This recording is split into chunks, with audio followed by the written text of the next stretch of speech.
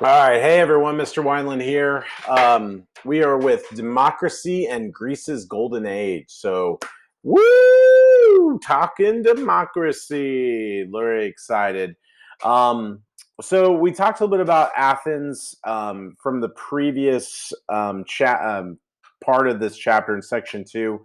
The Persian War obviously gave Athens and Sparta they were the most powerful groups to come out of the Persian War, and they would be able to show their might and strength through culture and politics.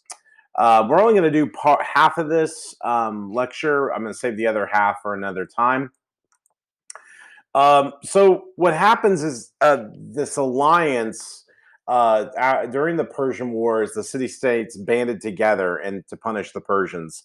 And this ultimately turned into the largest, richest alliance of members that we've ever seen in Greece. And the biggest one was Athens to create what is called the Delian League. They create this alliance of treasures kept on the island of Delos. Their alliance is known as the Delian League, and that's controlled the ships and money, and the league grew in membership and power over time. We see that they have had a lot more increased influence. The Athenians did because of what they brought to the table. They had more men, more leadership. Their members were who tried to quit. They basically, Athenians, because of their dominance, had more strength, more power, were able to bring them back into the league. And so they're kind of creating their own little empire here. And it's going to become a bit of a problem. The thing that the reason why it becomes a problem is Athens gets a little greedy here. They basically go, hey, our city's in ruins thanks to the Persians. So we're going to take this money from the Delian League and we're going to rebuild our city. And so they take this substantial amount of treasure and they're going to rebuild their city. And so they start to get other members. But then as the members join up, they're not happy with the Athenians collecting funds to rebuild their city. But rebuilding began at the top with the Acropolis and the grand buildings. The grandest temple was the Parthenon, dedicated to the goddess of Athena. There's a big, massive gold statue of Athena in the temple. Athens expanded the port, built new roads, constructed high walls around the city, rebuilt Athens, considered the height of Greece. But we see the age of Pericles. Pericles comes in. He's a very skilled politician, gifted public speaker.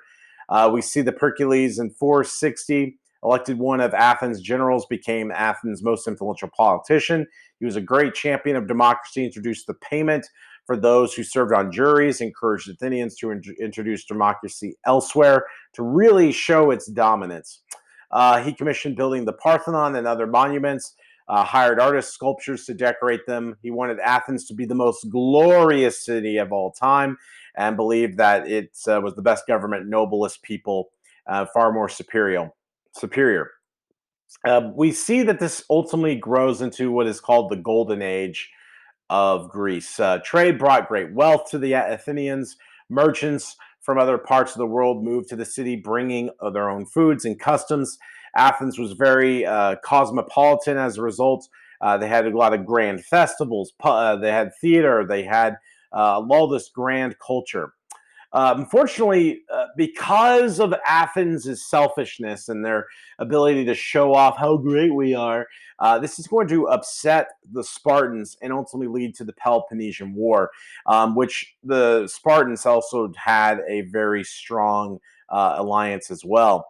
Sparta had the Peloponnesian League, which allied with other city-states formed in 500 BC, provided protection, security for its members. Tensions would build up between both the Delian and Peloponnesian leagues. Mutual fear between the two ultimately led to war. Athens feared military might of another league. Sparta feared the loss of trading, but by 431 they declared war, lasting for many years. We see that the war in Greece initially, neither side gained much advantage from this. Sparta's allies did dominate the land. The Athenians dominated by the sea. Athenians avoided land battles. Neither side won. We see by 430, 429 BC, a plague struck Athens, changing the course of the war, allowing the Spartans a little bit more of an edge. Pericles, Athenians' leader, through the beginning of the war, was among the dead, and so once he died, losing that strong leader is going to hurt. And after a plague, fighting heated up until a truce was made in 421 BC. It wasn't over though.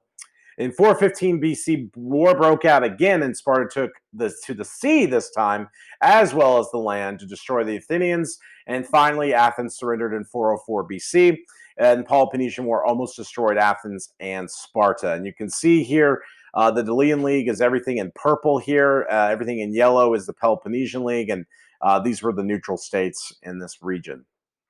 So we do see that after victory, Sparta's army tried to act as Greece's dominant power. Sparta's wealth resources were badly strained, not as good as Athens. Spartans could not keep control of Greece. Eventually, city-states of Thebes defeated Sparta, could not maintain control either. There was a cycle of just warfare and struggle, attack after another, until finally in 340 BC, Macedonia, the Greek-speaking kingdom of the north, sweeps in and controls all of Greece. So it was definitely a cycle of warfare, and eventually just became a lot of problems, mostly. But that's going to do it for this part of the 5.3. We're going to finish it the next time.